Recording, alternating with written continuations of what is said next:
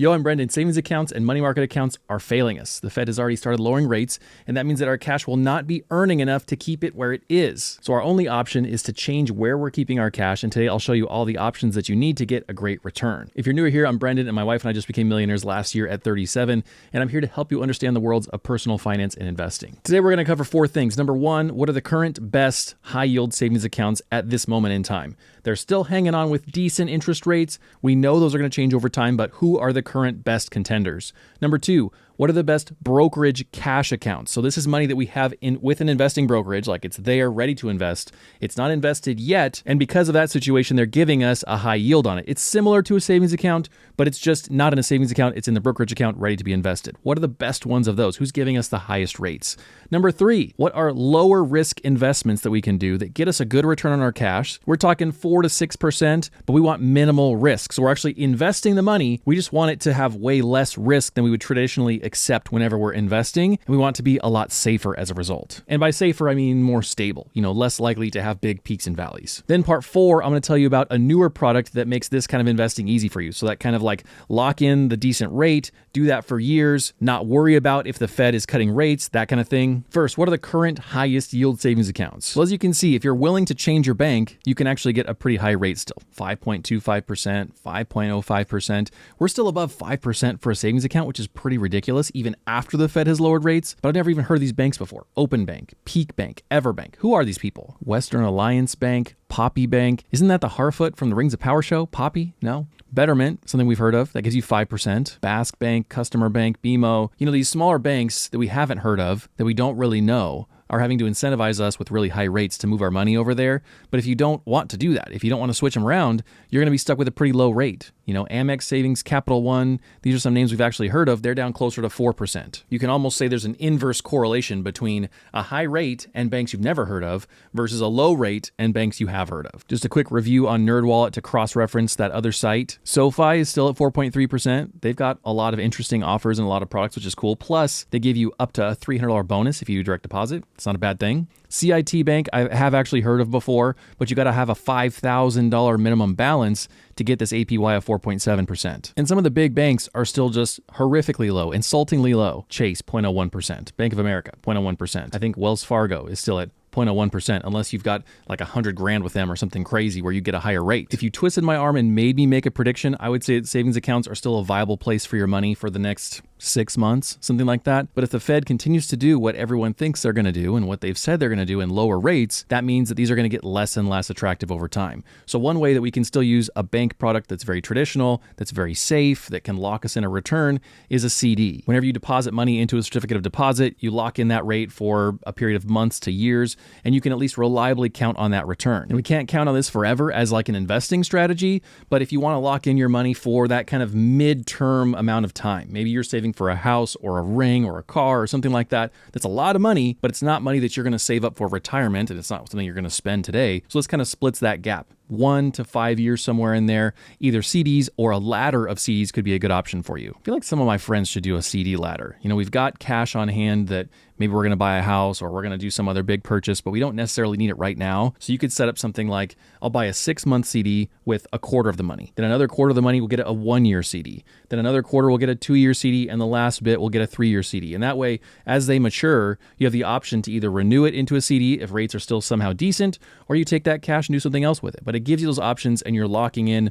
basically the highest rates we've seen in my lifetime. Exactly how high are those rates? Not that much better than a savings account right now, but at least you're locking in the rate, so to speak. You're getting 4.3%, 4% for between 1 and 5 years. It's not a bad thing. If you're happy with that rate and you're willing to lock the money away, it's not a terrible thing. One thing to keep in mind if you are interested in CDs is just to read enough of the fine print to understand, is there a minimum deposit amount that you need to be aware of? Are there any early withdrawal penalties? How liquid or illiquid is it? Is there any chance you've chosen a kind of CD that could have a differing rate if the Fed does adjust rates in the future? Just be aware of enough of that stuff that you know what you're getting into, because not all CDs are created equal. The next option we have is sort of that staging ground in our investing account where they can have a high yield cash sweep program built into your investing brokerage, and that allows you to get rates really similar to a high yield savings account, and yet it's staged there ready to go in your investing account. This is a really handy place to put the money because it kind of functions the same as a savings account, but it's ready to invest at a moment's notice. So if there's a chance that you would want to invest this money, I think this is a really good option for you. I think the savings account is a better option for you if you think that you might be spending that money soon. So let's check out the best brokerage cash accounts. How high are their yields? How attractive are their offers overall? Here's my alphabetical list of the brokers that I use, but who's going to make us the most money? The best offer that Acorns can give us is a massive 3% APY on our checking account, 4.52% APY on our savings account, emergency fund as they call it. And even though those products are technically a banking product, because it's associated with Acorns, it's really easy just to transfer that money over and make it invested in like an afternoon if you wanted to do that. So I'm including it in the kind of brokerage cash sweep program here. The tricky thing is you don't get that at the base level of Acorns, which costs $3 per month. You've got to be at the silver or gold level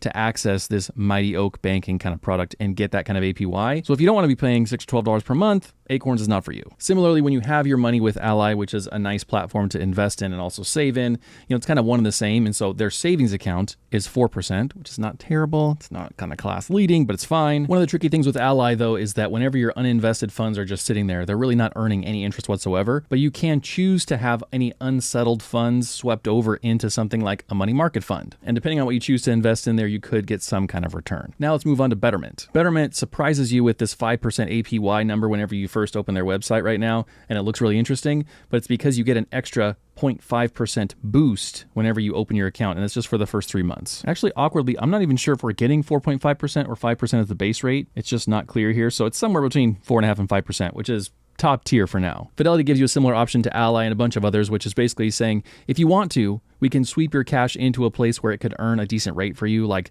this Fidelity Government Money Market Fund, SPAXX, with a 7-day yield of 4.61%. This is sort of jumping ahead into the kind of basic, safer investments that you could actually do with your money. It's a little harder to find their actual cash management account interest rate, which is closer to 2.5%. So in my mind, they're actually kind of lagging behind the competition in this particular metric. Interactive Brokers is a little bit more nuanced in the rates they pay on your uninvested cash because it depends on how much cash you've got. If you've got under 10 grand with them, you get a big fat goose egg. If you've got under 25 grand with them, you barely get anything. Even up to 50 grand, it's not that great. And it's not until you have over $1 million that you get a pretty decent interest rate, 4.28%. Now, if you look at the fine print here, the tricky thing is that you've got to cross-reference the amount of the cash balance with the NAV, the net asset value that you have with Interactive Brokers. So like this column over here is saying your net asset value is over 100K. That means everything that you have in Interactive Brokers is over 100K. Then if you've got 25,000 in cash, you're getting a higher rate than somebody who has a net asset value of 50,000 with the same amount of cash. Does that make sense? They're basically valuing you based on the total amount of money that you have with them and giving you a higher rate if you have more money with them. You're making more money for them, so they'll make more money for you. Symbiotic kind of thing there. Because of that, I don't think it's the best place for us to just stash cash. If you've got $10, $20, $30,000 you want to put somewhere, this is not going to give you the best rate. It's probably only going to give you 1 to 1.5% unless you have a ton of money with them. So I don't think this is going to be my recommendation for the best brokerage, high yield savings sweep program kind of place. M1 Finance does have a 4.5% high yield cash account that's available to you. But with M1 Finance, we've always got to have that little caveat that says, don't forget, if you want to avoid the monthly fee with them, you've got to have at least $10,000 somewhere within M1 Finance. Could be cash, could be invested, could be in an IRA, whatever your chosen flavor is. They charge you if you don't have enough money with them. And so if you've got more than that, I think it's worth entertaining because I like M1 Finance. I think it's a good investing platform. This 4.5% APY is pretty great, but you have to pay to play and have over $10,000 to get past that threshold. Public swoops in like that annoying kid in high school who has to one-up everyone and does 4.6% APY. Suck it, M1 Finance, take that. We did more than you. And they also point out 0 fees, no subscription. So you don't have to have a minimum balance in here to avoid some kind of fee. And that's a really good option for you. If you have less than $10,000, you don't necessarily want to use a savings account or a CD. I think this is actually a fantastic place for you because you're not paying a flat fee like Acorns. You're not hit with any fees like M1 Finance. You're earning way more than Fidelity, Interactive Brokers, and several others. So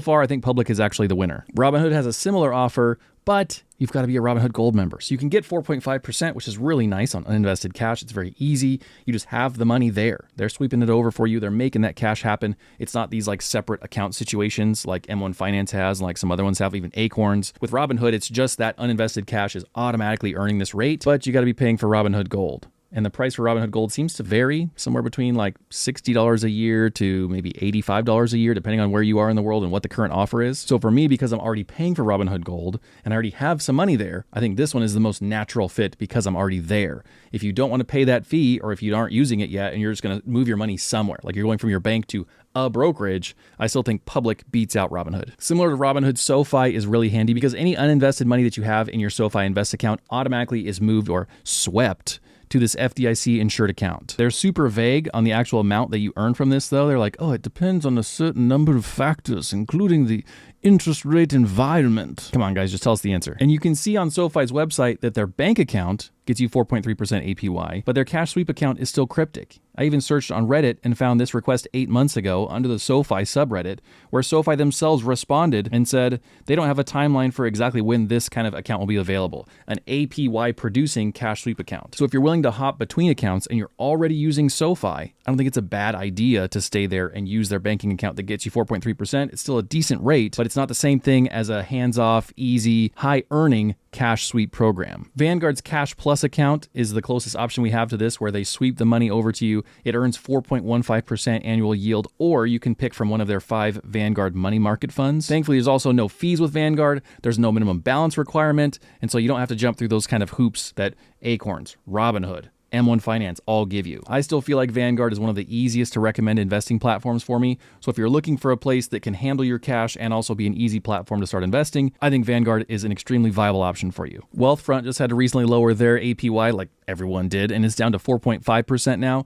but that's still pretty amazing. And then kind of like Betterment, which I think this is actually the deal with Betterment, you can get a 3-month boost of an extra 0.5%. So they cross out the 4.5, they give you 5% for 3 months, and then you go back down to 4.5%, unless in the meantime the Fed lowers rates again, and then you're going to have another like knockdown rate there. Overall, I like Wealthfront. I like the vibe. I like the features, the design, all that's good. But the problem is that anything that you have with them is subject to their annual advisory fee of 0.25%. So as a place to stage your money to have it ready to go and invest, I don't love this the most. I would rather it be somewhere that doesn't have any fee, because if you keep growing here for years and years and years, that 0.25% suddenly becomes a large chunk of money and it's no longer worth it. So if you're already at Wealthfront and you love it, I'm not telling you you have to change.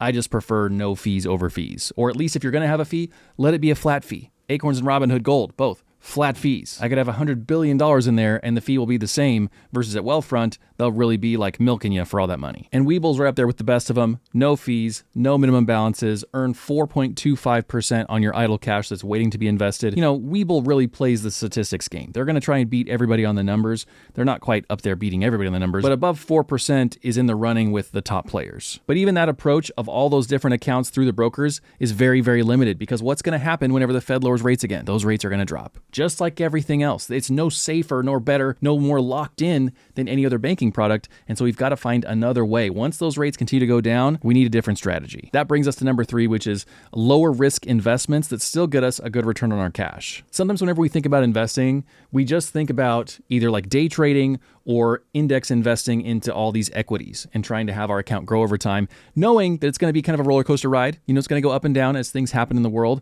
But in the long run, hopefully, it goes up over time. That can be really scary for you if you've got some cash that you're not intending to ever lose. Like you need it to pay for your roof or your car or your engagement ring or something that you're saving up for. That can lead us to overlooking investing as an option, but sometimes we forget we could just invest very conservatively. You could do something like 20% in equities, like VOO, VTI, something like that invests in the whole stock market or the whole US stock market, something like that. And then you could do 80% in bonds. You could do BND or some other kind of very conservative bond account. And what that does is give you access to some of the growth that the stock market has, but give you the kind of boring stability and relatively low rate that the bond account can give you. I know right now, if you're watching this still in 2024, you're probably thinking, that's not worth it. I can still get 4.5% doing one of these other things. So why would I risk it? Well, if you're watching this in 2025 or 2026, when savings rates are back down to 2% again, then we're going to need some kind of option like this. We're going to need some other way to have our cash be earning us interest. One caveat with this, unless your investing service already does it for you, is you probably have to manually rebalance this. And so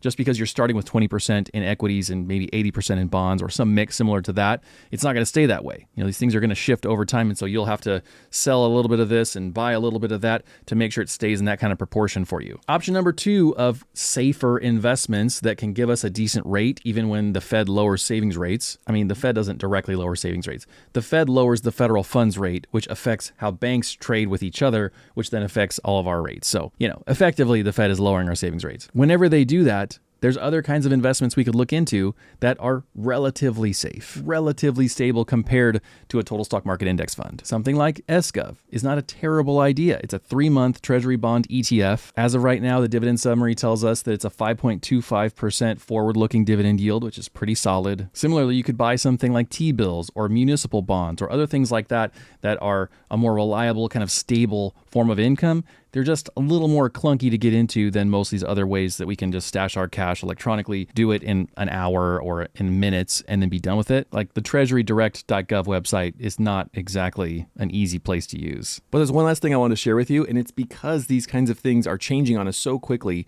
that we actually have an opportunity to change with them with a newer product. What I'm talking about is a bond account from Public, and whenever you lock in a 6% or higher yield with them through this bond account, that stays even if and when the Fed lowers rates. The best part about this is that you keep that rate for 4 years. So from now until 2028, when that first bond matures, and all you have to do to keep earning that amount is nothing. If you hold the bonds till they mature, you'll earn the rate you purchased them at, regardless of what the Fed does with rate cuts. The bond account is a mix of 10 different investment grade and high yield corporate bonds put together for you to lock in a high yield while maintaining a reasonable amount of risk. Another perk is you also get to use Public's awesome income hub, which is part of their app and part of their desktop website. And what that does is let you track the 20 interest payments per year that you'll get whenever you're using the bond account. You can find more information about the bond account at the link that I put in the video description. And if you want to watch the video that I made about Public's income hub, then click here right now. And today the secret comment word is espresso, because that's what I'm drinking as I'm making this video with you today. Members, thank you for your direct support every single month, and I'll see you guys later. Bye.